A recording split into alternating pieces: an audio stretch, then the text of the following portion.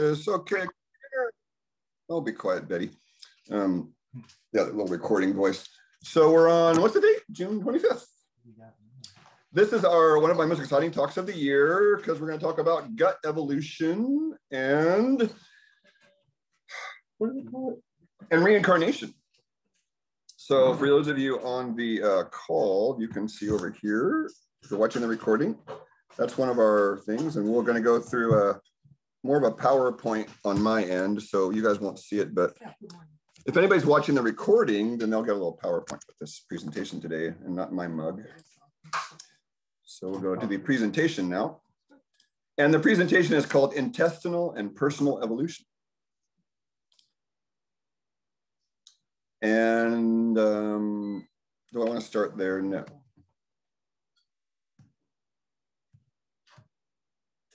I went through some of this last time, though, so I actually got to start here. Okay, so in this slide over here, you have parasites, and I have this little question, normal function.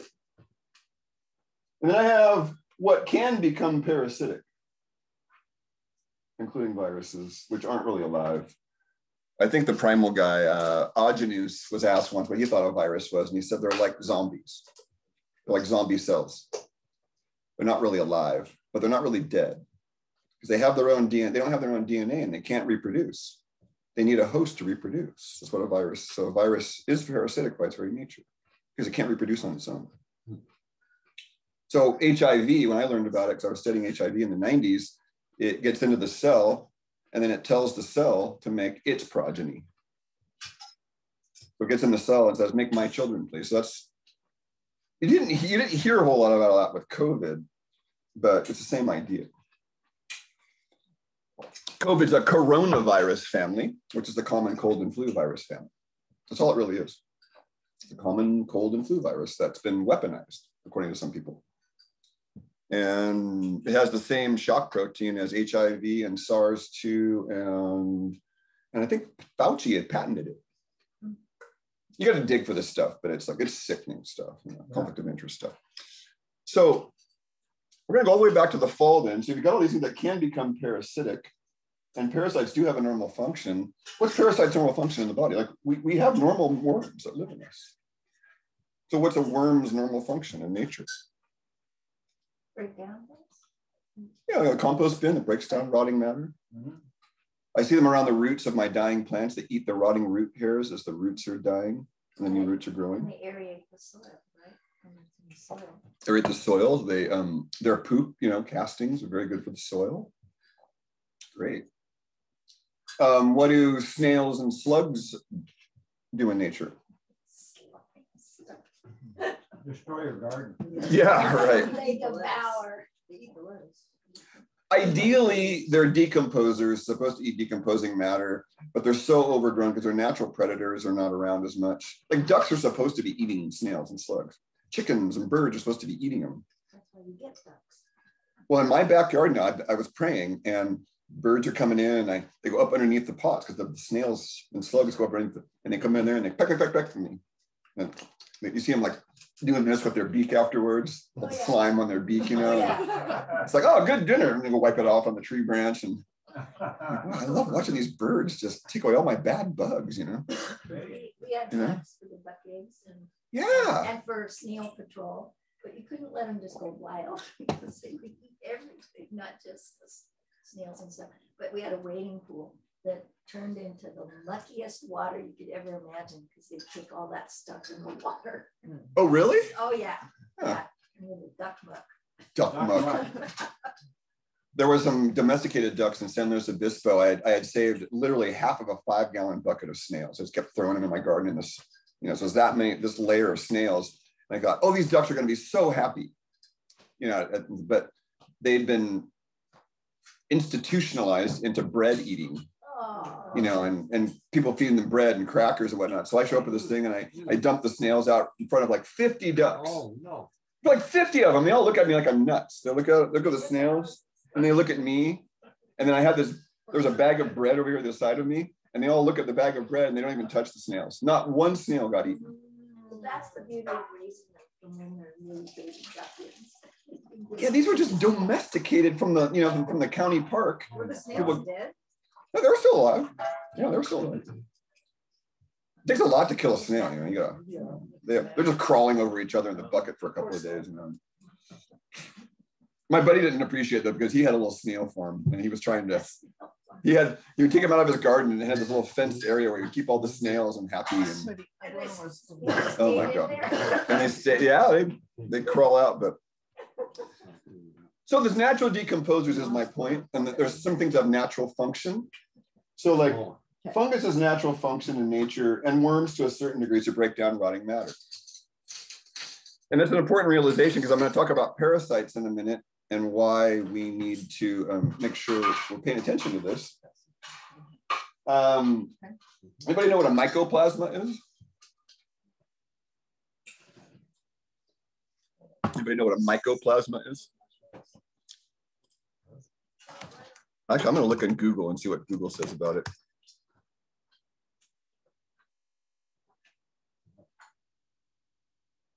Oh, Wikipedia, no way. What? Fuck. What did DuckDuckGo? Well, I'm going to read, here's what Wikipedia says about mycoplasma. So I had a conspiracy theorist. This guy was a third Scottish, a third Cherokee, and a third Russian. This guy was a ball of fire. Yeah, a third Scottish, a third Russian, and a third Cherokee Indian. And he was in San Luis Obispo, and he was my herb teacher for many years. And he was really into that. He's the one that got me into conspiracy theories, for the most part. And he was telling me about mycoplasma as it was a man-made thing somewhere after the Vietnam War, and they were throwing it in the ocean. And so here's what Wikipedia calls it. It's smaller than a bacteria, and even smaller than a virus, some say. Mycoplasma is a genus of bacteria that lack a cell wall around their cell membranes. That is impossible. If you don't have a cell wall, you don't have life. The characteristic makes them naturally resistant to antibiotics that target cell wall synthesis. They can be parasitic or saprotrophic, so they can be parasitic. And they have them under a family of Mycoplasmataceae, and they're in the worm family, apparently. But yeah, let's try DuckDuckGo and see if we get a better. That was very brainwashy. And yeah, we're on Zoom recording doing all this stuff, so hopefully Google isn't too mad at me. Mycoplasma. So there's a Mycoplasma pneumoniae. Mycoplasma pneumonia bacteria commonly cause mild infections of the respiratory system. The most common illness by these bacteria, especially children, is trachea bronchitis.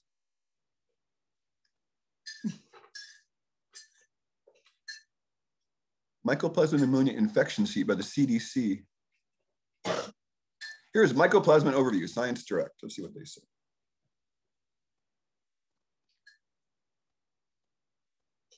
Mycoplasma infections are rarely of the fulminant type, I don't know what that means, but rather follow a chronic course. In human and animals, mycoplasmas can be considered as surface parasites, colonizing the epithelial linings of the respiratory and urogenital tracts. Adhesion of the mycoplasmas to their target tissue is a prerequisite for infection. All right, that's a little bit better. I'll save this page. And if you're watching this recording, then I'll scroll down and you can pause and go to the link also. Back to the PowerPoint. Should we rewind now? So this is only a short list of the bugs that I know the types of, but the broad category is fungus, bacteria, virus, and then the larger ones like worms. But there's liver flukes, and flukes are tiny little things. They live in the liver and they're very much a problem, F-L-U-K-S, and amoebas. And we all know amoebas can change shape and form, right? So I was talking to a guy earlier that was, he's helping an old lady, an older woman that's in her 70s. He's just a dear, dear man. I spent 15 minutes on the phone with him because he's helping this woman for nothing. She's just a friend, and he's a former practitioner. He's sort of retired. And so we're talking about, he said he got a Lyme infection years ago, and in the 90s, and he had a Lyme tick bite him, and he knew he had it. And he said by the time he knew it was there was already a silver dollar ring around the spot. Ooh. And then 10 years later, he got another bite. And And he said, you know, they wouldn't give him antibiotics in the hospital. I said, that wouldn't have mattered, dude, because the Lyme organism is a shapeshifter. It's a spirochete in one form, but it can also change shape and form based on need. Wow. And that's what the pleomorph school of thought is. And I really wish Monica and Carl were here, because Carl and I could talk for 3 hours just about this biopleomorphs, or shape-shifting organisms. And that's the basis of my talk. This goes back to germ theory versus terrain theory.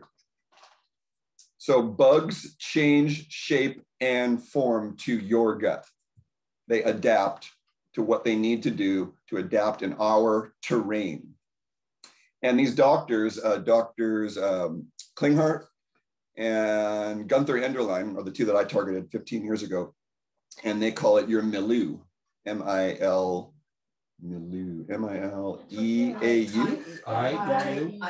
I-E-U, milieu. Milieu, yeah. Is that a French word? Yes. Yeah. And what's the French meaning of milieu? Environment. Environment, okay. So they call it the milieu. Gunther Enderlein, that sounds like a German. Gunther Enderlein, Yeah. is that German? Mm-hmm. And Klinghardt's German. Okay. But everybody uses milieu. So if you watch Frasier, you have to. Oh, is that Frasier? Is that Frasier? Oh my God, that's so fun. Intellectual words. I used to love Frasier. So, but that's how it's spelled up there, right? That's the right spelling. Right there, yeah. That's the way it is. No. M-I-L-I. I-E-U. There's no A. There's no. You got me below. Yeah. I-A-U. I-E-U. I-E-U. Milieu. I-E-U. There you go. Right. I like the way it rolls off the tongue. Milieu. Okay. The internal milieu, they call it. So the bugs will change. So if you got a salmonella infection, it would adapt differently in you than it would in Bernie. Wow. Does it make sense? You move into a home, you make it the way you want it. You're a home for them. Which ties into why my cleanse works so well, is if you have 3 themes for any cleanse, is you have the first theme, so the first week of my 3-week cleanse is, bless you, is you've got to get the tenants kicked out of the apartment they're in. So you got to find a way to get those tenants out. So that's stage 1, is weaken them, get them, make them unhappy. You know, they do all the time with, you know, landlords make their tenants unhappy, right? You evict them. So, however, here's the story. A few of you have heard this. I spent at least 10 years, 5-10 years of my internal cleansing, changing process in the war. I'm killing that Candida. I'm killing those bugs. I'm going to wipe them out. I'm going to do a nuclear bombs down there. I was visualizing all this, and I never went anywhere. Nothing happened.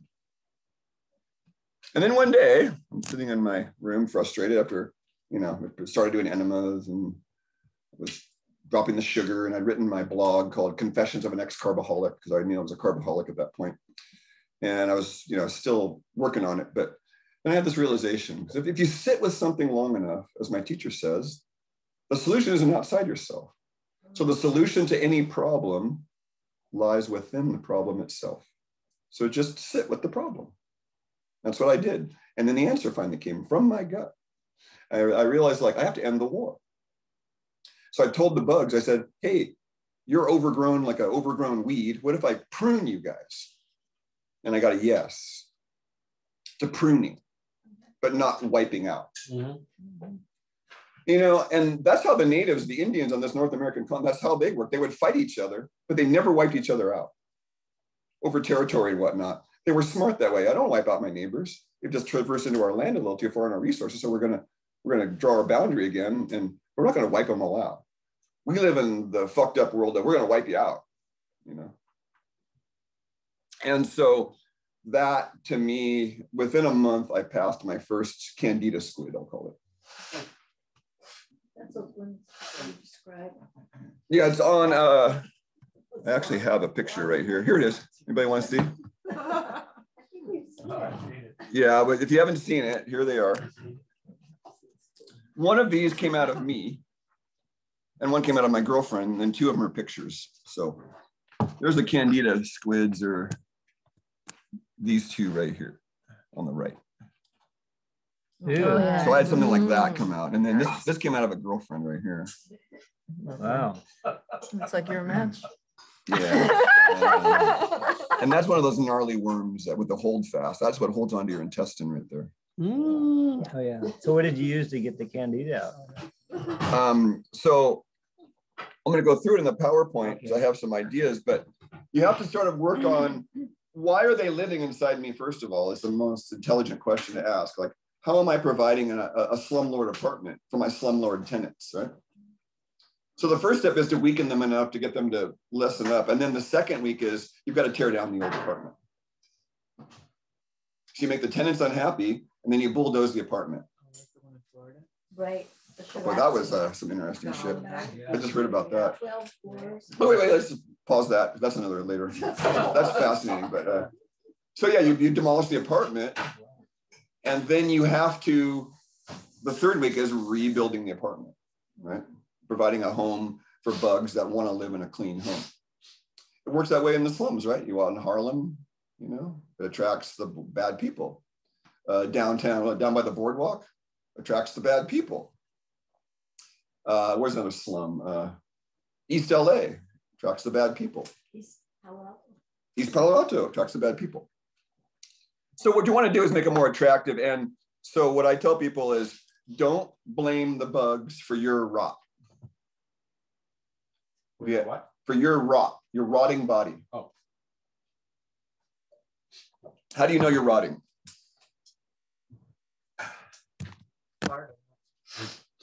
Fart could be, but farts could be acute, right? You got, oh, bad combination of food, you know. Your energy is really low.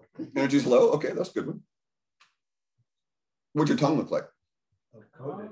It'd be heavily coated. What else?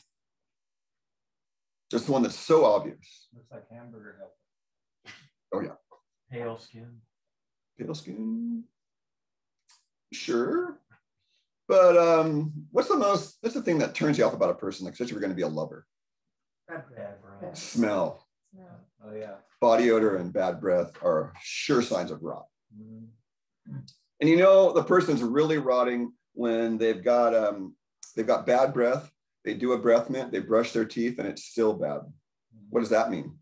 They're really rotting. It's not in the mouth, right? No, that's a rotting stomach lining. It's a rotting stomach lining. So you can do all the mints and all the stuff up top you want, but down there, that's where the smell's coming from. It's down there. Really scary stuff. So that's where your charcoals and your clays and, you know, some of your herbs that draw out. Plantain's an herb that draws out. So you want to use your drawing, and your citrus peel is another good one. They do a pectin thing, but pectin is a soluble fiber. It's a FODMAP. It's a specific carbohydrate that's hard to digest. So if they have gut problems with gas, you can't give those the high FODMAP soluble fiber foods to, which is the citrus peels and the berries. Because there are people that can't process these specific carbohydrates. And that's the basis of the GAPS diet right there. The GAPS diet by Dr. Natasha. I'm going to get this parasite off the screen. God, they're ugly. Oh. Okay, so rot. Rot's a sign, you know, that, hey, so if a plant is being invaded by an insect, here's how gnarly pheromones are. You know, the smell that comes off of us, the scent.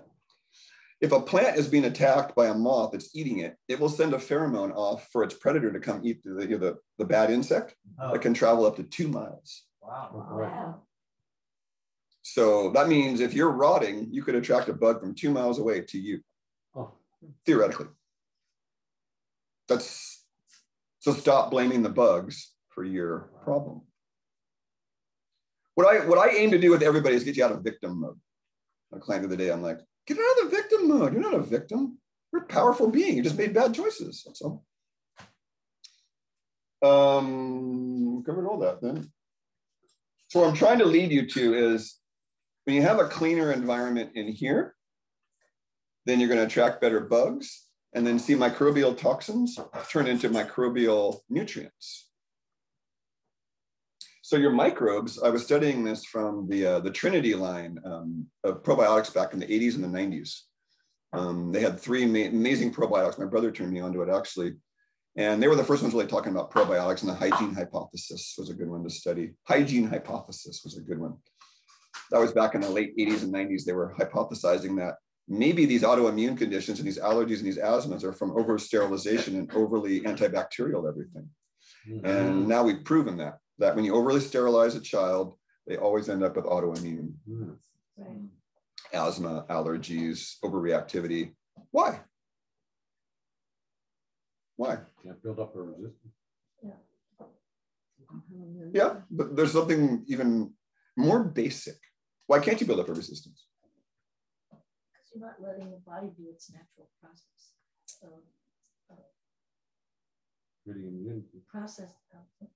processing what it needs to process to go through its normal healing. Right. So I'll give you the metaphor. This kind of gives away the answer, but it's a great metaphor. So if you're a cop and you aren't practicing how to shoot, you're going to be very good at getting criminals? No. So your immune cells need practice. They need to be stimulated. They need target practice. And so that's what the parasites are in small amounts. They become target practice. So me and Michael McAvoy had a conversation. He played devil's advocate thinking I didn't know what was up, but I did.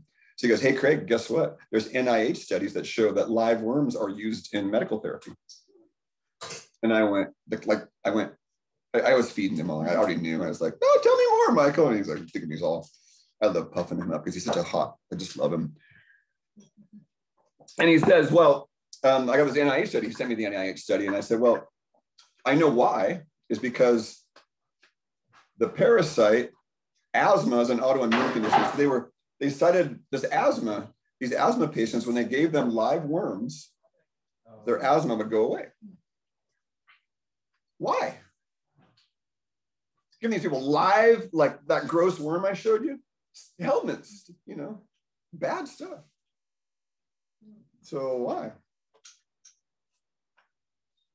The asthma went away because the immune cells got target practice and they were no longer destroying the lung tissue. When you have asthma, every time you have an asthma attack, part of your lung cells die. That's what the attack is. That's why it's imperative that if you're an asthmatic, that you don't take the medication every time you have an attack. You work through the anxiety and work through it, because then it's like losing a part of your house every time you have an attack. And so the lung capacity, every time you have an attack, it shrinks down more and more and more. It's really sad. Because I know I treat a lot of asthmatics. Great. So you guys are starting, you get this, right? Like, think of like a cop that doesn't get target practice and he's just blowing stuff up, which means collateral damage. And so we have an overactive immune system. We have these immune cells called, T cells, and they're called killer T cells. But then there's also regulatory T cells. And they're like the supervisors. They're like the sergeant saying, hey, don't blow that guy up, blow that guy up. So if you don't have enough regulatory ones and too many killers, guess what happens? Collateral damage, and then you get inflammation. We don't die from colds and flus. We die from our response to the cold and the flu. Our immune cells are what kills us, because they make hydrogen peroxide and really toxic chemicals to wipe out the bad guys. It's not usually the bugs that kill us. It's our own immune reaction to the bugs. It's really important to understand that. So you want a nice, solid cop response to a crime, right? You don't want 1,000 cops for a Safeway burglar, right? But that's what happens with some of us. We got 1,000 immune cells, we only need one. Trained, focused. Good metaphor, right? Easy to understand. So your immune cells are kind of like cops. You want them well-trained, you want them having good practice, and you want the sergeant regulating them properly, right? So those are regulatory T cells. Great. Now we'll go to, so what we're talking about in the fall. Spent a lot of time talking about this in the fall. It's the root of all the parasite activity. Fall? We were talking about this in the fall, the last house. We spent quite a bit of time. Mucus. Mucus. Radishes. So there's two forms of mucus.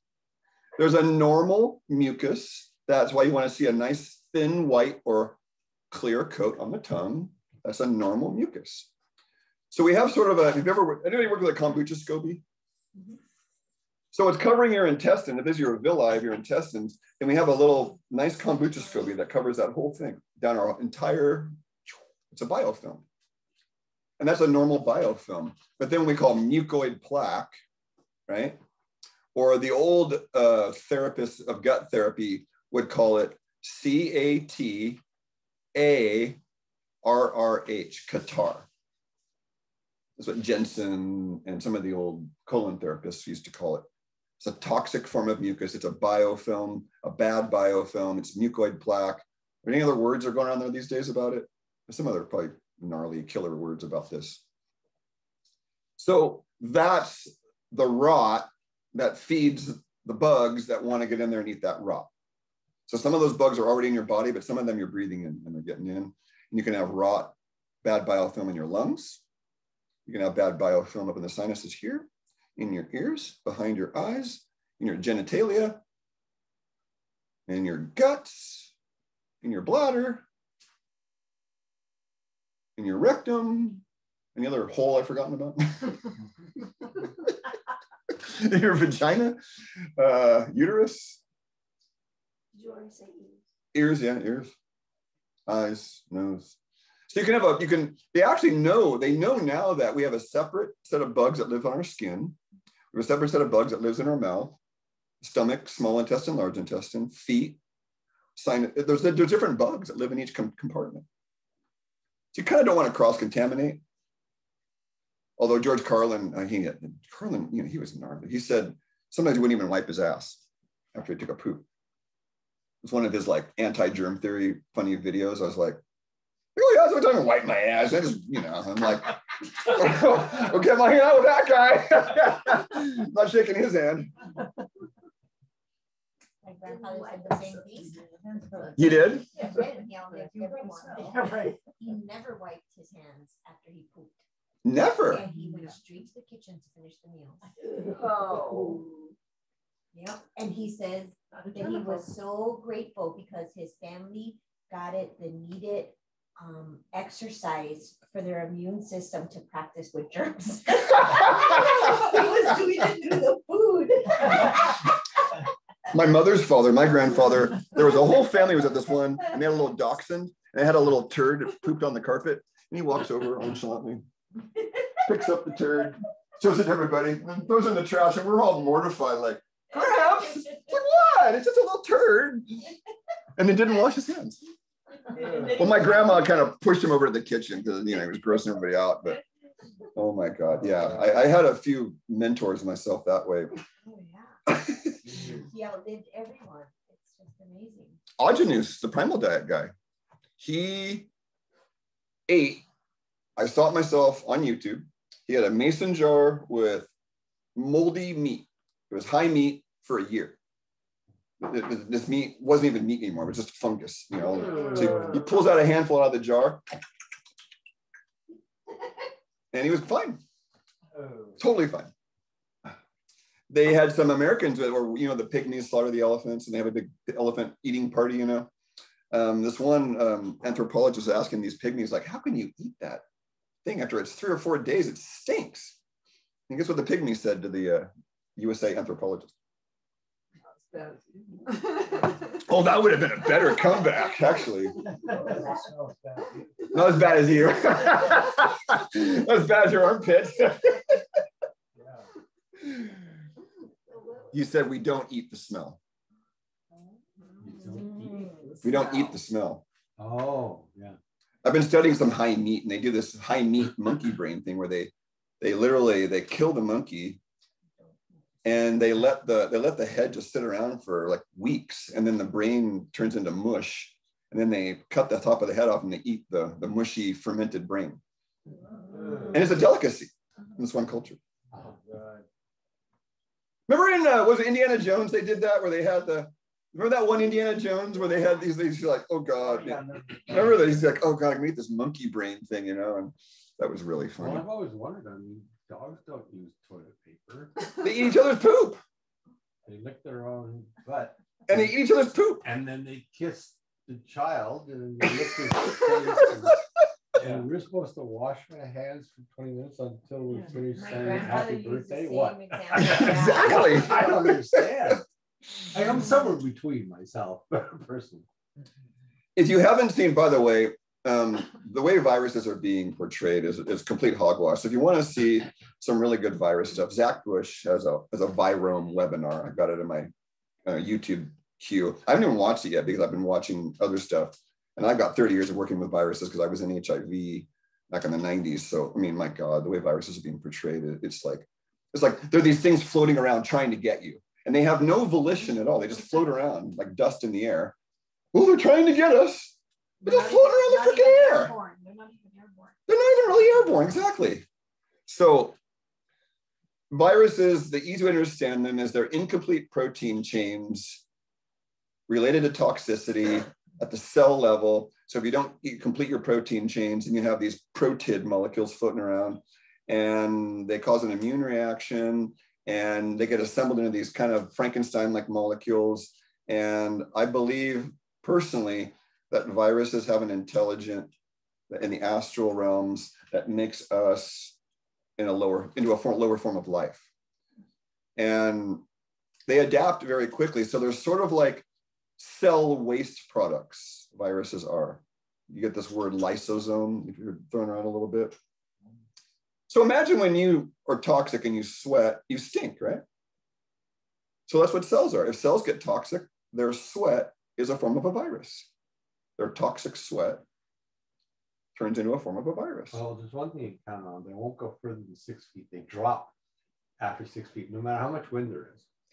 We don't even talk about that. Don't get me started. I mean, oh my God, it's like, it's an IQ test. I tell people, if you believe that, then, go away. I'm not even going to argue with you. It's like an IQ test. Your IQ is like 2. And I'm okay with offending people. I've lost half my friends in the last year, so I'm not afraid to lose a few more.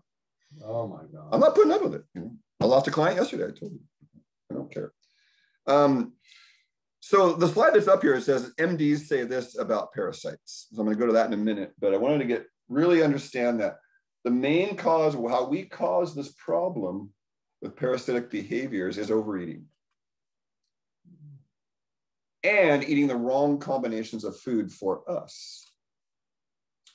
And what's the main problem? Carbohydrates.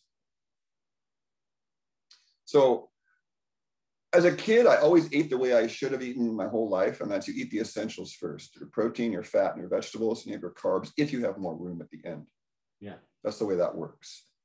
Because we have essential amino acids called proteins. We have essential fatty acids called fat. You ever heard the word essential sugar or carbohydrate ever in your life? No, and you never will. They are not essential for life. They're not. So the way I eat now is I got my steak first, and in metabolic typing and in macrobiotics, they do actually agree. You have your essential first. So if you're a carb type and you have a low appetite, then you start the meal off with a juice, like a cucumber, celery, ginger juice, or you have a bitter, or you have some raw, like in Europe, you have the raw bitter salad to start the meal. That's for the low appetite person that's running on sympathetic dominance, and they're a carb type. The protein type doesn't need that because they're already hungry. Their digestive juices are going through the roof. That's another longer conversation about parasympathetic dominance, which is the hungry person all the time, and the sympathetic dominance person, which is never hungry. Still, I can't imagine that oranges are bad for you in their carbs. Sugar in any form is bad for you in excess.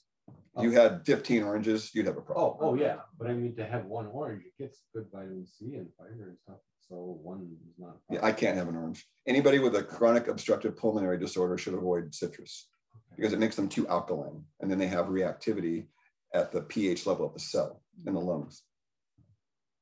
Anything that's aggravated at rest is due to excess alkalinity usually. So if you have sneezing attack when you go to bed at night, that's the need to avoid citrus. I'm that guy. All my colds and flus when I was a kid, mom would give me that freaking pasteurized orange juice shit, thinking vitamin C helping us, and my colds would linger on for days and days and weeks and weeks. Well, I'm not talking about orange juice. Orange. I'm just saying that we all have a poison, and each of us in this room have 5 to 10 poisons that are common foods and good for everybody else, but not for you. And our job is to identify those 5 to 10 poisons. I've identified mine: cucumbers, squashes, oranges, tangerines, avocados, coconut, lentils. It sucks. So I like all that stuff. How do I know? Because I did eliminations and add them back. Well, that's suspicious. All you really have to do is take your pulse an hour after you eat. And if your normal pulse is 60 and you just keep tracking after you eat, like, gee, my pulse is always up after I have lentils. That's the common denominator, right? About how much? 10? 5 to 10, 5 or more is a problem. Oh. And I have the paperwork on that. That's a physician, Dr. Arthur Coca developed this in the 70s. Do you see it around anymore? No, because it costs you $0. It's the best allergy test there is. It costs you $0. How long do you have to wait until after you? Usually an hour. Yeah. But you can also check in your mouth. Check your pulse. Mm-hmm. Put suspect food in mouth. Don't swallow. Take pulse again. Mm-hmm. That's kinesiology, but it's actually objectified by the number of the beats in the pulse, right? Yeah. It's the best form of muscle testing because you can objectify it and you can have a repeatable result, which is science. Test your pulse an hour after you eat. Or check it if you have a suspect food. Just put it in your mouth. Just put it in your mouth and check for another minute. My pulse is normally 60. Mm-hmm. I put avocado in my mouth, it goes up to 70. Uh-oh. Oh. The body knows. The body knows pretty quick. And if you want to make sure, then you eat it. An hour later, take it. Okay. Gotcha. What Arthur Coca has you doing is actually 1 and 2 hours after a meal when you wake up and before bed. Because that way you can identify allergens in the bedroom. If your pulse in the morning is higher than when you go to bed at night, that means you've got an allergen in your bedroom, right? Because your pulse should be lower in the morning after 8 hours of sleep, right?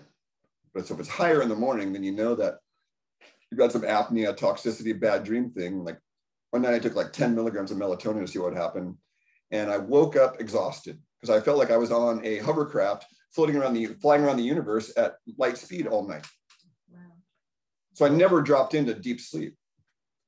Well, I find on melatonin. I find that too much melatonin is not good. It's better to take half, for me. Well, the body, it's a protein, right? So it's back to, if you get enough protein, the body should make it. All right, this is great. Now we're gonna go to the juicy stuff. So the premise I was making on tonight's talk was, let me go to that page actually.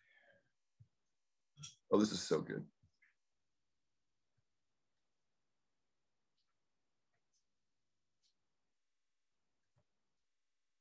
Okay.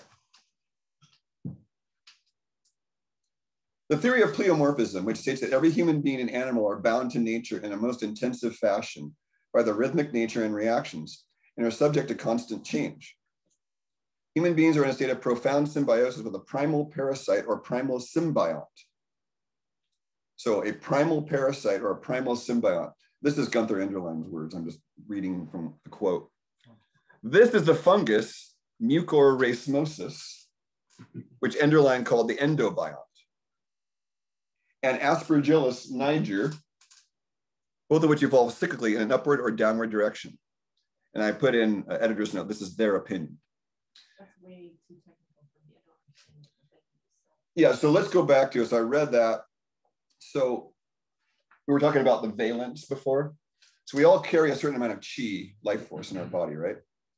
And it presents as an aura. Kirlian photography shows that. And if I unfocus my eyes and look at everybody a certain way, I can kind of see auras, but I don't like to go there. So the lower valence organisms have a lower charge and cause us to have lower cravings. Overeating, see mucus.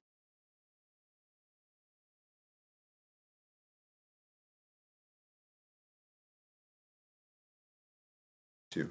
And then it mutes me when it brings me back. It does, automatically. Well, I'm being tracked and fucked with. I think somebody just said, oh, we can't have him talking about this. Right during that key point, and then it muted me when it put it back on and didn't tell me it was muted. I had to look on the page. Wow. Some weird stuff, folks.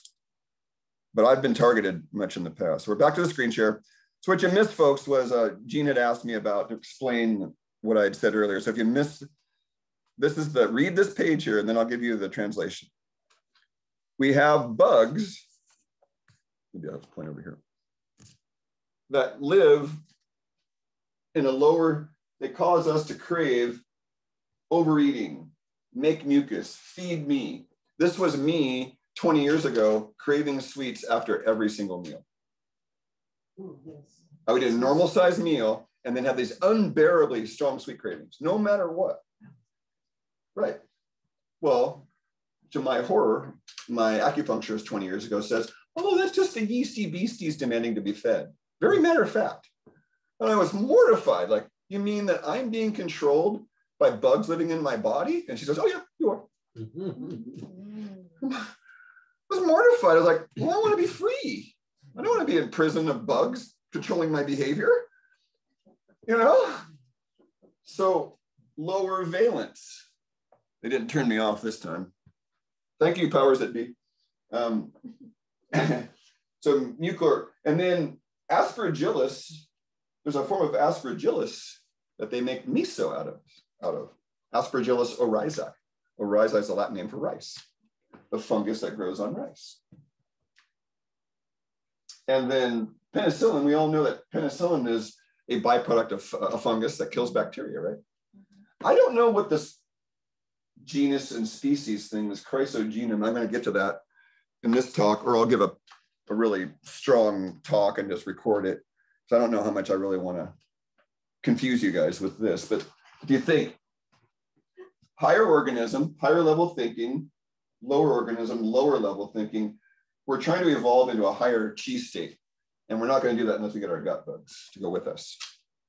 So my premise that I'm trying to make is that we could be reincarnating, not based on our own karma, but the karma of our bugs living inside our body.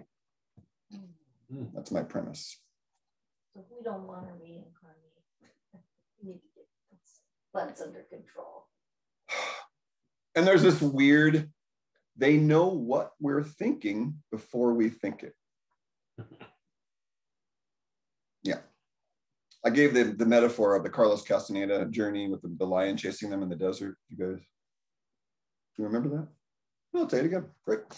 I like the reruns. So the Castaneda and his teacher, Don Juan Mattis, you know, whether it's true or not, I don't care.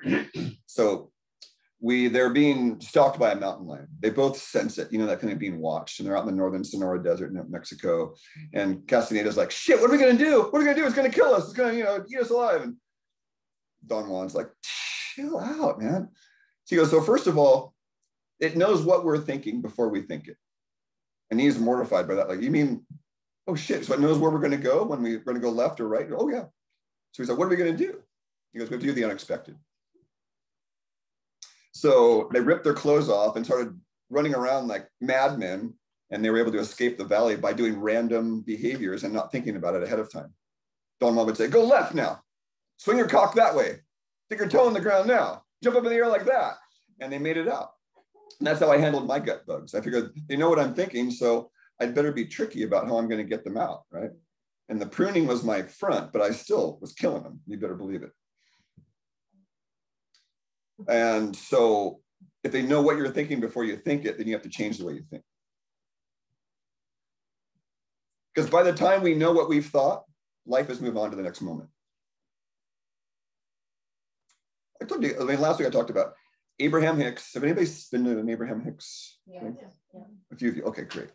So at this one Abraham Hicks, this one lady asked, how do you see humans from your perspective as Abraham? I just love the response. Anybody want to guess? How does Abraham see humans from their perspective? Because they're more of a collective entity. Right. How do they see humans? Frequency. As past tense. Right. They see us in past tense because they've already moved on to the next moment by the time we perceive the moment. We have this little apparatus that has to perceive, right? And it takes a nanosecond to perceive that I'm seeing Jim. But if we're really living in the present moment, that's why all the spiritual traditions talk about losing your mind and dying before you die. Because if you die before you die, then you live in the present moment. And that function gets... But Rumi and Hafiz, and there's some real trickster characters. People thought they were insane. And from one perspective, they are. They've lost their mind. The normal human mind that lives in a time delay. Never thought about that, did you? No. By the time we perceive the present moment, life has moved on to the next moment. It's like that scenario of the sun takes however much time to get here, it's already past. Right. Yeah. Oh, the light from the star, right? The light from the star that's, Zillion it takes 100 zillion years to get here, but then the star's already dead by the time it gets here, or something like that. Right. It's just That's so cool. Yeah. So love that. Unfortunately, if you had a lover on that star, try and get there before they fade out. Okay, the low stages of this endobiont as highly molecular. So the low stage of the mucor stage has its own sort of set of proteins that mix, and they fulfill vital functions within our body. So the first stage, they guarantee blood clotting, it says. And they make up the protein content of fibrin and also thrombocytes, which are red blood cells. As proteins, they also guarantee viscosity of the blood and flowing properties of the body fluids. And he makes the claim, therefore, they act as protein acid buffers, regulating the pH balance as hemoglobin buffers. That's Gunther Enderlein's opinion. That's just amazing. Right? Why is that? That's always been a challenge in my blood system, is clotting.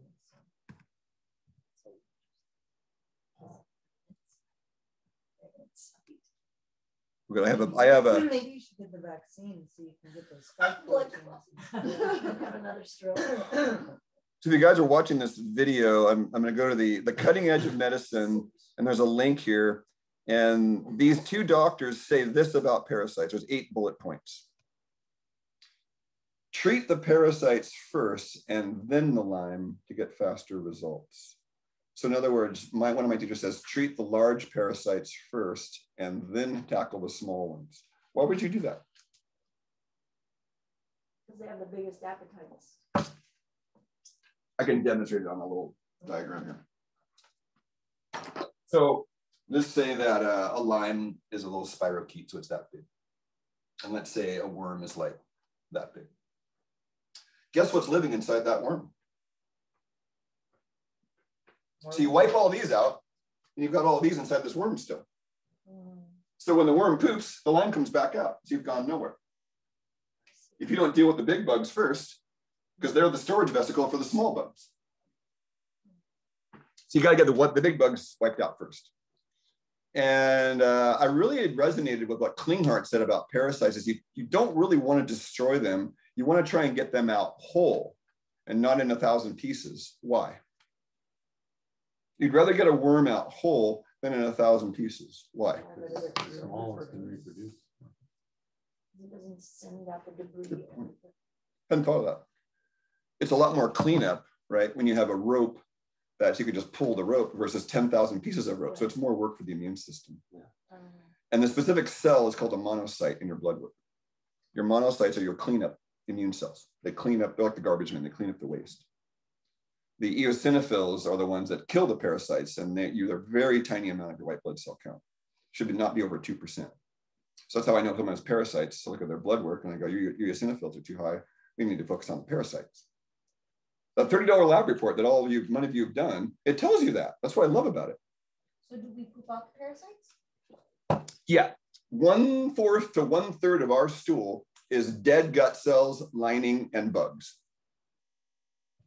1/4 to 1/3 of our stool is our own lining and our bugs from our gut. 1/3 to 1/2.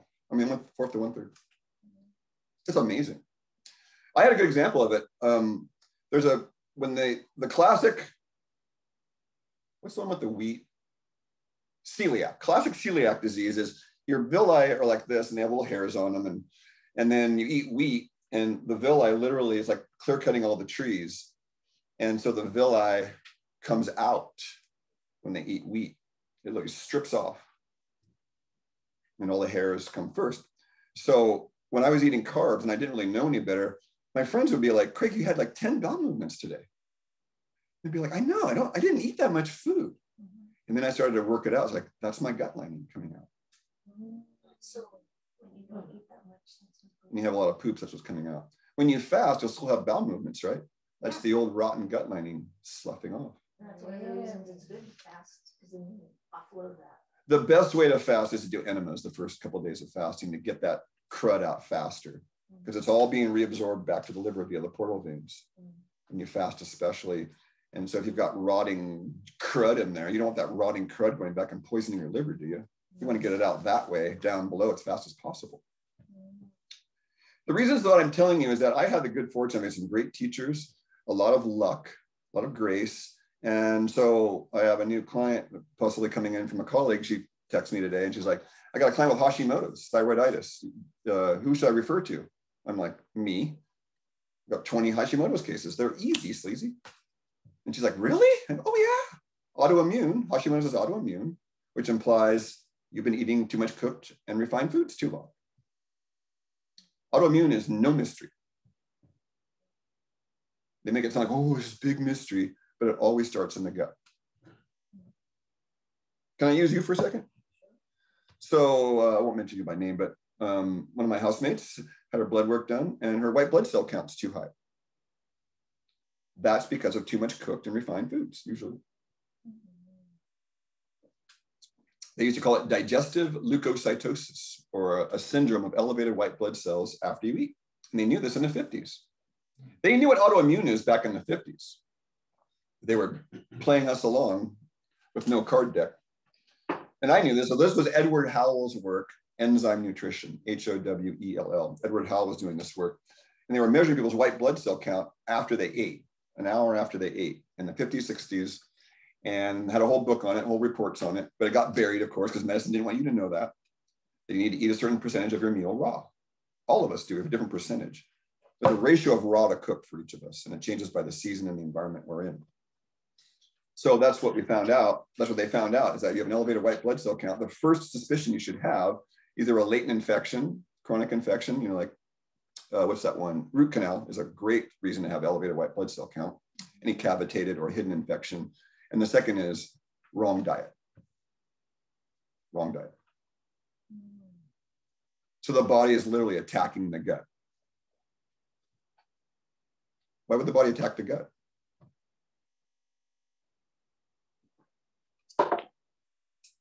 We're not stupid. These bodies aren't stupid. One of my teachers says, never, ever chastise your body. It's always doing the best it can given the circumstances it's given. It's never malfunctioning. It's always doing exactly what it needs to do. Never, ever chastise your body. I think that's really important to walk away with today. Don't chastise your body when you're in pain. Have compassion for it. Because it's making your pain better for you on some level. I know because I've suffered mightily. Anybody else try the answer? Okay. Sees it as other. That's right. When you don't digest your proteins or don't get the right amino acid profile, then those proteins get into the bloodstream or into the portal veins, and the immune system goes, that looks like a bug. I better attack it. And that's what causes leaky gut too. The immune system gets in there. Remember, if a cop with a bad aim, right. that happens along the gut lining, which is one cell thick, then those tight gaps open up a little bit, and then partially digested proteins leak into the portal veins and end up back over the liver, and then you have a very unhappy hot liver. Right. This is why no one ever goes anywhere with parasites and mold and stuff, because they don't look at all the factors. And what one of my teachers says, we don't have a shortage of healers. We have a shortage of healers with imagination. Couldn't agree more. And I mean, how many of you guys thought about this stuff that I've brought up tonight? I'm a freak, you know. I think of this stuff. I ponder over it since I was a kid, you know. I could never get it on paper because I deferred to the adults who I thought were right. And then I got older and I was like, I was right. You know, I should have listened to that when I was a kid. But when you're a kid, you defer. Everybody in this room had some of these moments when they're a kid, like, oh yeah, I'm probably right, but they're bigger and smarter, and right? A few of those moments in your life. I gotta listen to those idiots. Okay, the big and the small. Parasite patients, here's a good one. Parasite patients often express the psyche of the parasites. Sticky, clingy, impossible to tolerate, but a wonderful human being is behind all that.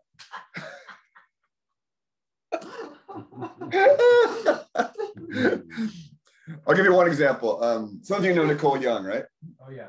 So I was working with her a couple years ago and her kids, and what's her daughter's name? Her daughter's name. So her daughter, huge sugar cravings. We'd go to the farmer's market and she'd always want a honey stick or two, you know. I said, Nicole, you're gonna make me a deal now, because her filming guy was filming me at the farmer's market with them. And so I got a great demo for you guys. So the psyche of the parasites, right? I said, so one way you can get rid of parasites and mold especially is, I'm going to give Sylvia Skeffich credits for this because she's the one that brought this to me 10 years ago. Sylvia said, if somebody has a problem with sugar cravings, especially kids, and they're not going to stop, what you do is you have them eat as much as they want. Then you give them one primal defense capsule and a lactic acid yeast from standard process. And then, so you allow the bugs to sort of come out of their hiding to eat the sugar that's in the gut. And then you wipe them out with the primal defense and the probiotic lactic acid yeast. And I was like, it's a good strategy. So that's the strategy I employed with Nicole Young's daughter. I said, because I did it myself many times. It worked great. Because the cravings start to go away. Because every time you feed the bugs, you put in the wipeout stuff. And then the bugs are like, fuck, I'm not coming out anymore. Because every time I poked my head out, you know, I got Jack in the Box. You know, so sound effects not included. So I said, okay, you're going to allow your daughter to have the honey stick, but the agreement is before she agrees that she gets the honey stick, is she has to agree to eat 3 radishes afterwards. Because we're at the farmer's market, and that's the only, you know, kind of anti-mold food I could think of down there. And so she had the honey stick and she was all in bliss. And then I go, now it's time to pay the piper. There's those radishes. And so she puts one in her mouth and chews it up. And her face when she was done was like this. And I go, Elio, quick, zoom in on that face, because that's what the parasites are feeling right now. Expressing the psyche of the bug. And it was such a great face because I could see the bugs going, ah, you're killing me. I wish I could have heard them. That's what the farts are, right? That's their screams.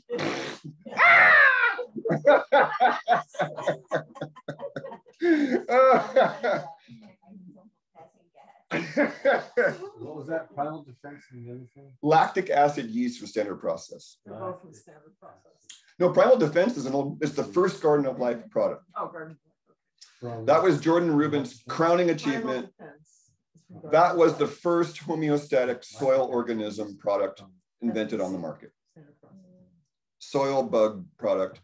I was taking that product in the 90s when before Jordan, I'm sorry, Jordan, but you sold out. You know, you and Josh sold out, so people got to know. So Garden of Life is corporate owned now mostly. Jordan has a piece of it, but they're not nearly the same company they were. So you could also do anti-mold herbs or anti-parasite herbs, you guys. You wouldn't have to be limited to lactic acid yeast and primal defense. Okay, I gotta do the lactic. So lactic acid yeast is one of the weirdest products you'll ever see. It's a Saccharomyces yeast, you know, like your beer yeast. So lactic acid yeast, Royal Lee discovered.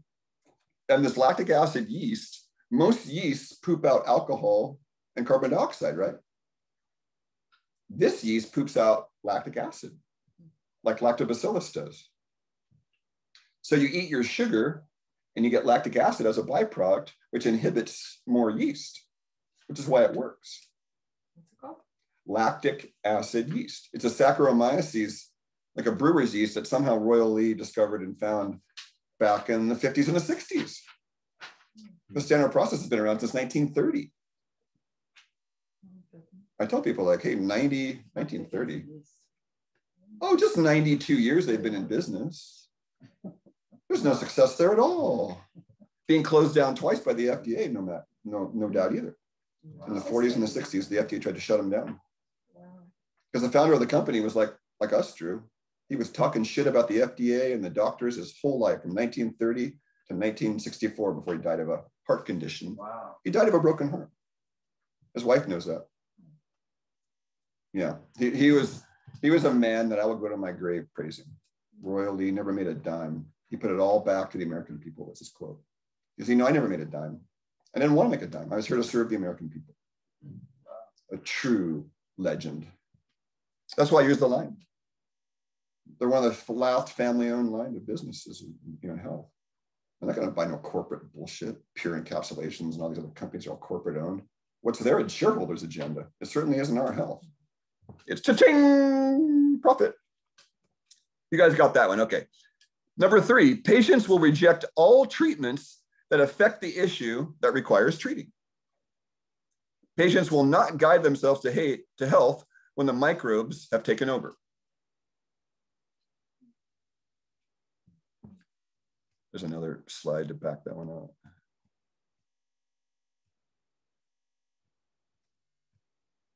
Here we go. From Klinghardt. I mentioned this last week, but I'm going to repeat it. This is from Klinghardt. It was, the slide says, whose consciousness? Question mark. From Klinghardt, this is a quote. We are a composite of many personalities. Chronic infections outnumber our own. Chronic bugs that live in our body outnumber our own cells by 10 to 1. We all know now it's 100 to 1,000 to 1. We are 90% other and only 10% us. Our consciousness is a composite of 90% microbes and 10% us. Our thinking, feeling, creativity, and expression are 90% from the microbes within us. Patients often think, crave, and behave as if they are the parasite. Our thinking is shaded by the microbes thinking through us. The food choices, the behavioral choices, and who we like is the thinking of the microbes within us expressing themselves through us. So I already had the internal realization, and then I read this about 10 years ago, and I just about lost my mind. I was like, wow, there's other people thinking about the same thing. This was Klinghardt's quote. Klinghardt. Wow. So my microbes love your microbes, right? I was a lady visiting me here today, and I told her, I said, my cells like your cells.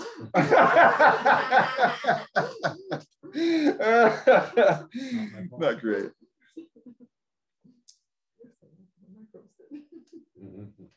My bugs like your guys' bugs. We're all hanging out in the same bug room. In the same bug room. Oh, God. Oh, you love this shit.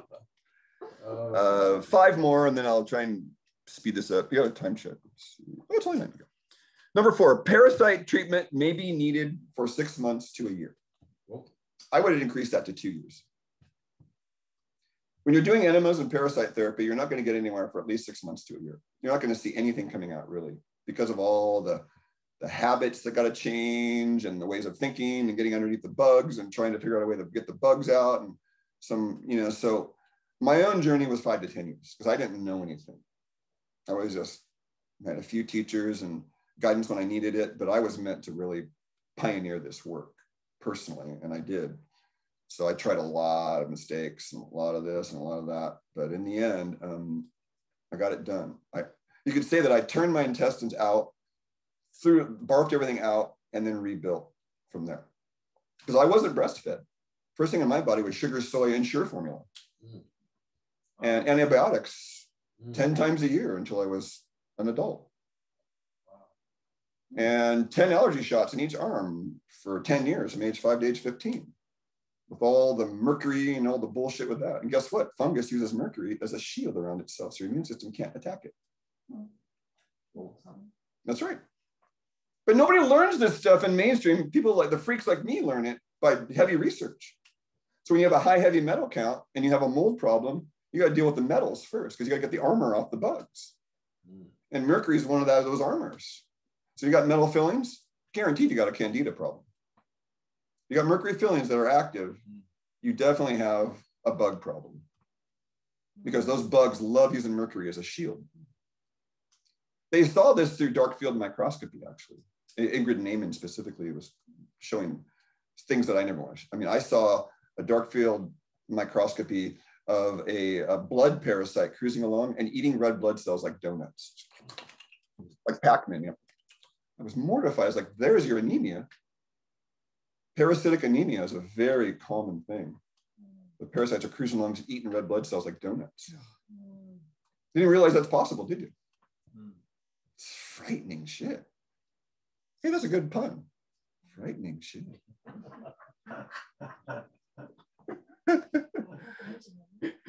Number 5, parasites induce changes in our system to make us a more comfortable host for them.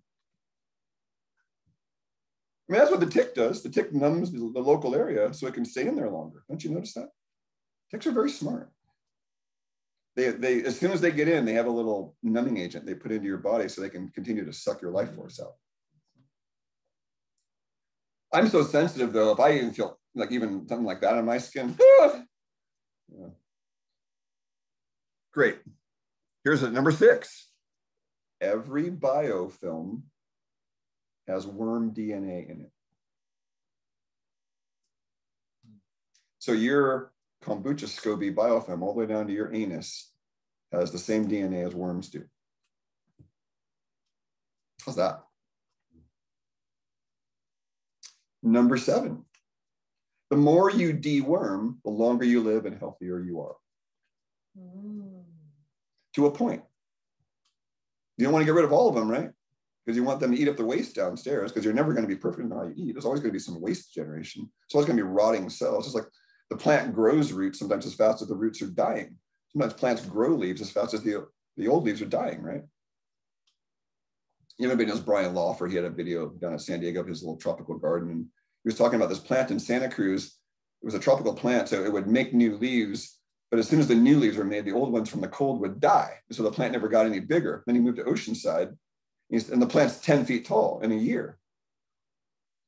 And that's kind of the way the bugs are. You want to get yourself to grow 10 feet tall and have the bugs be a foot tall, right? That's the goal. So deworming is a good place to start. Like if you're doing Candida therapy, I would say do the worm therapy first, because the Candida lives in the worms. And I have products over there. There's a large worm product, small worm product, bloodworm product, and cell worm product.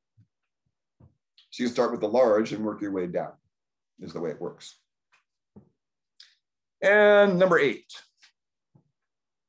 When all the latest medical therapies fail and all your holistic therapies fail, think dental issues and parasites. In other words, amalgams, mercury amalgams, root canals, TMJ. I don't know what galvanism is. I mean, what galvanism is. I don't know what that is. Implants, heavy metals, bonding materials, metal allergies, they all need attention. One guy had broken his humerus, his arm bone, so badly that they had to put in a titanium rod. And guess where he got cancer? Right under here. The doctors wouldn't own the fact that the titanium had caused the cancer. Oh no, never did. I'm like, the body's used to having calcium crystals in there with protein, not titanium.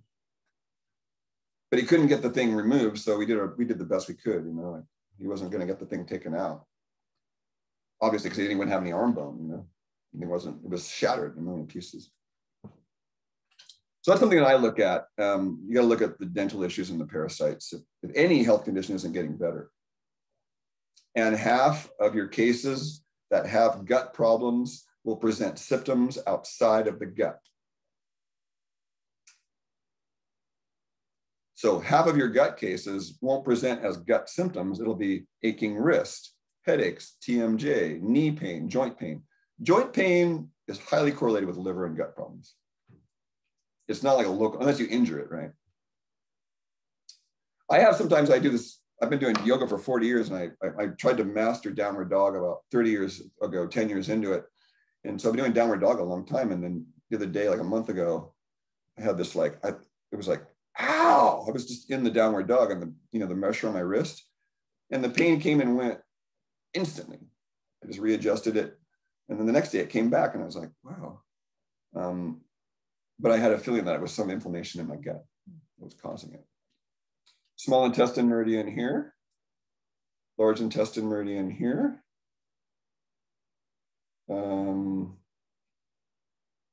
Heart meridian here. So if you get mucus obstructing these channels, these meridians don't flow, and you get wrist or arm pain, but it's actually gut inflammation causing it. Oh, that was long. Not just the gut, surrounding them. Parasites bring bacteria, viruses, and fungi with them. See, that's the thing. They live inside the larger bugs.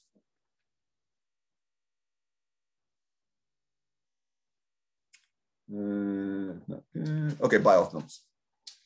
Biofilms are a structured community of bacterial and other cells enclosed in a self-producing polymer matrix, which is plastic-like.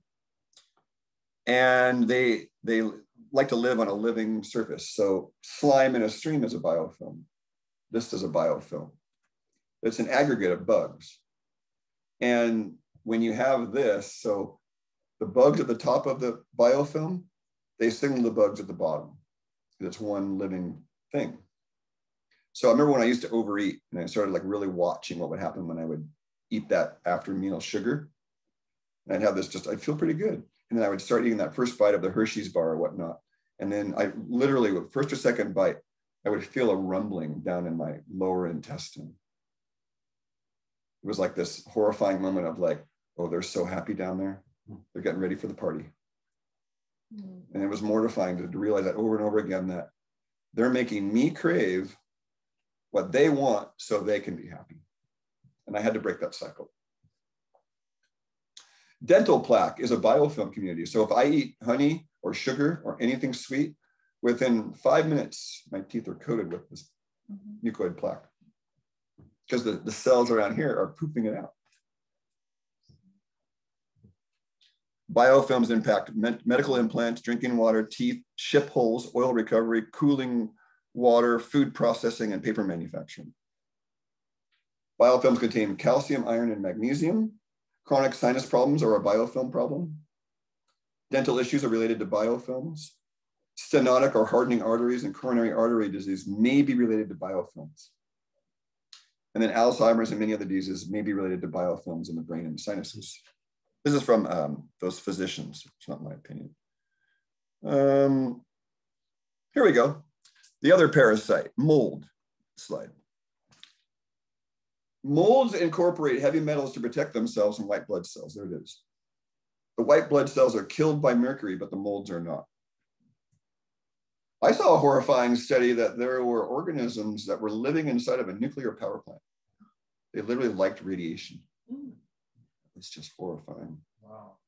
Yeah, there's bugs that like high radiation environments. Go figure. Wow.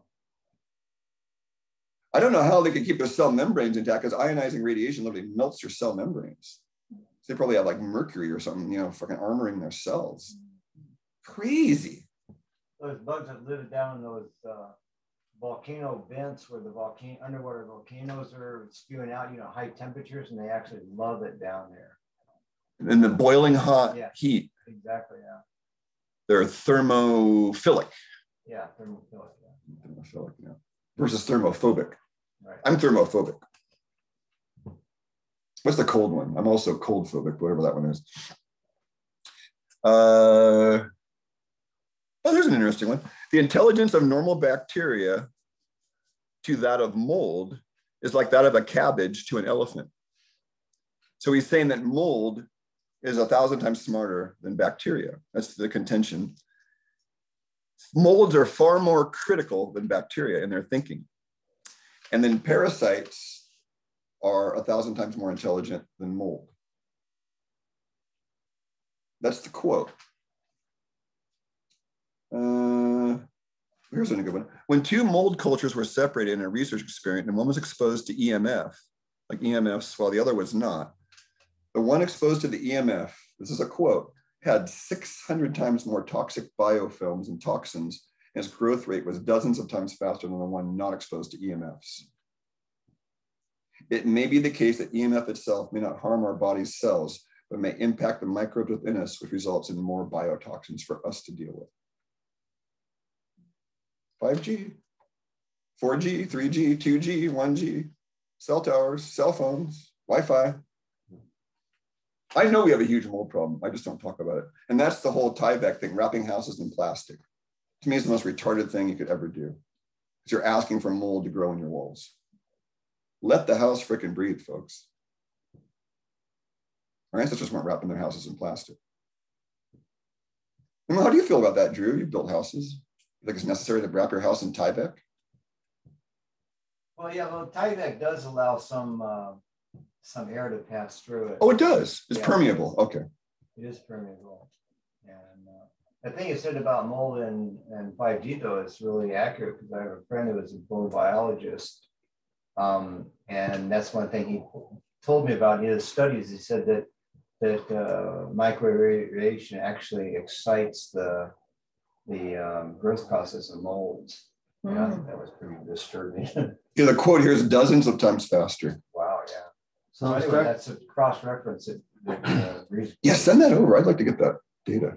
So I'm starting to feel that we're incarnated not to be the highest evolved species on the planet, but to serve all these bugs and parasites, they're the rulers of the earth. It sounds like we're their housing, you know? Yeah, I thought we were here for a big purpose, but now it's, oh my God.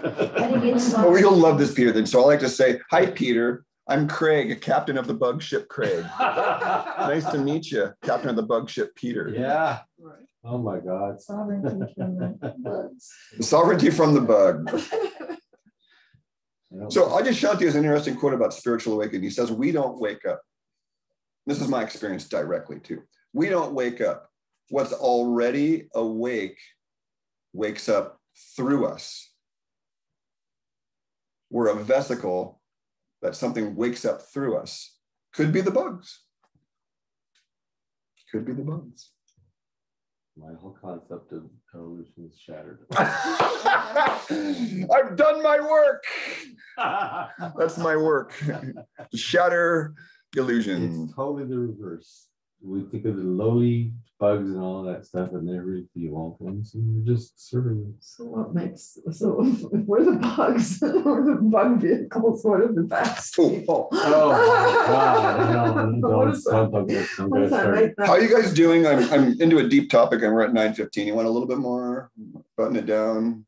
I'll start to round it down. That's right. Okay, I'm going to go through one more.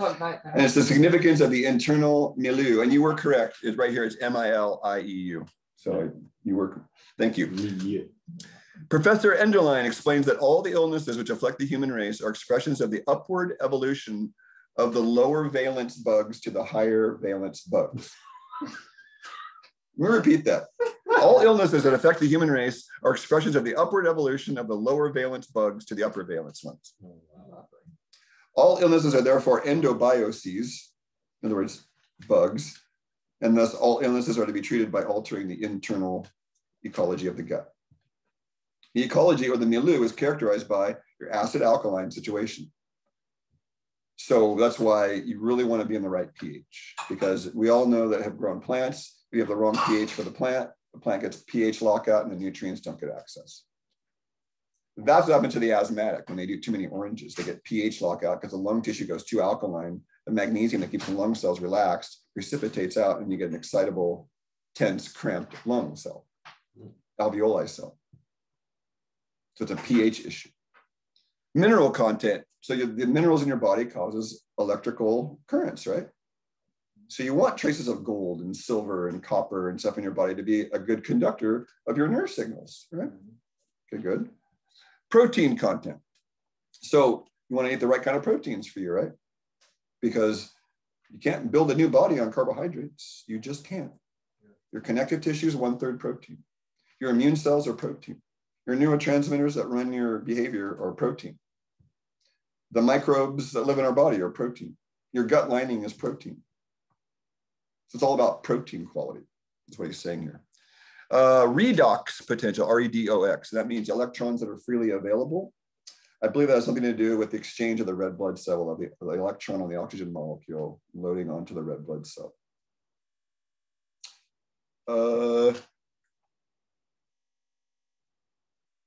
There's so much here. I want to go to the next. Ooh, listen to this. Bacteria are not fixed entities. Bacteria are not fixed entities, which always develop the same illness, but they are constantly mutating. Thus, the human being is in symbiosis with the most intensive kind of world of bacteria and microorganisms, which is constantly changing, according to the human being's internal milieu. So this is where Zach Bush and I line up exactly 100%. He says the same thing that these guys say, and that I found out without even talking to these guys. There were hundreds of us, colleagues, that all came to the same conclusion. Gabor Mate came to the same conclusion I do with trauma. Through men's work and facilitating men for 20 years, I discovered that most people, and counseling a lot of women, most people have a primal trauma between 0 and 8. And until they deal with that primal trauma, they're never going to be whole. And then Gabor Mate was talking about the same thing in this trauma movie we watched last week, me and Bernie and Gene. I was like, I never knew Gabor Mate. They came to the same conclusion. I love that shit, you know? The symbiosis, am I going to? So both in nature and within the human body, bacteria move from one form or evolutionary stage to another, constantly changing in pathological problems according to the metabolic milieu. The consequences of this is that we must not regard bacteria and viruses and fungi as alien, but as a part of ourselves. So you see COVID. Oh, it's out there. No, it's in here. Shut up.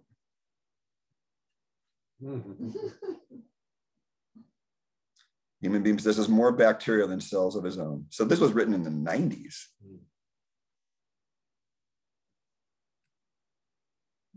You lost one. Yeah. It's all right, because that was a good ending point right there. So the point of my doing this talk, folks, we're off screen share now, is because we're trying to cleanse on Monday. And it's always a good idea to, seriously or non-seriously, just start looking at, like, what's my tongue look like? A little white right there. So it's probably the cheese I had for breakfast or something. You know, it's kind of mucusy.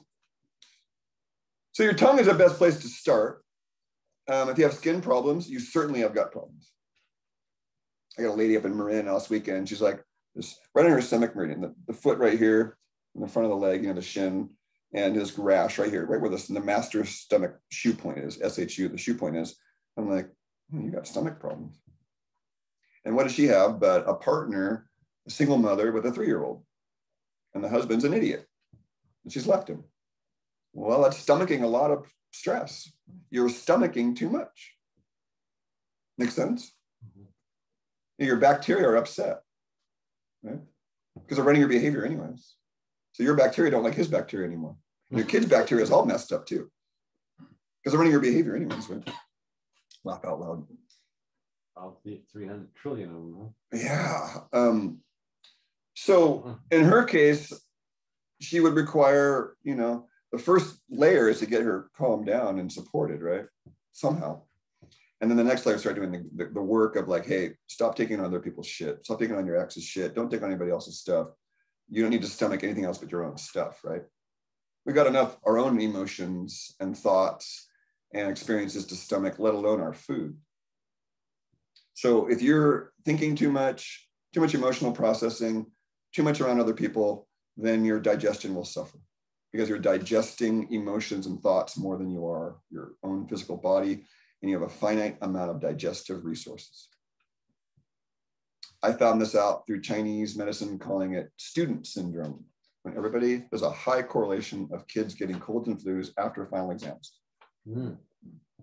Very high correlation. Why? Because their digestive system shut down, because they're digesting everything up here for the test. Plus staying up all night. There's always those all-nighters in college, you know, that can't help your immune system either. Yeah. You know.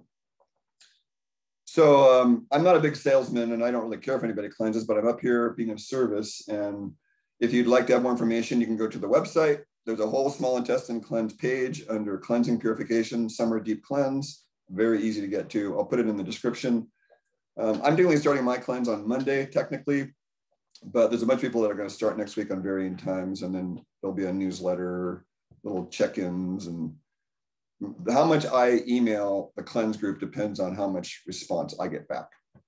If I get no response, then I stop after a couple of posts, because it's just, I'm looking for engaged readers. You know, I'm happy to do a post, but if I don't get any response saying that was great, then I don't know anybody's receiving it, and then I just don't care.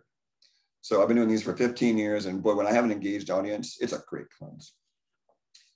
But if you're going to cleanse, the first most important step is, why are you doing it? What's your intention? And it better not be from the bugs. There, check in with those bugs. Hey, what do you guys want down there? Right. All right, laugh out loud. Thanks, folks, for a wonderful, hopefully those of you who watch the recording, you have a great evening, and let those bugs not run your life.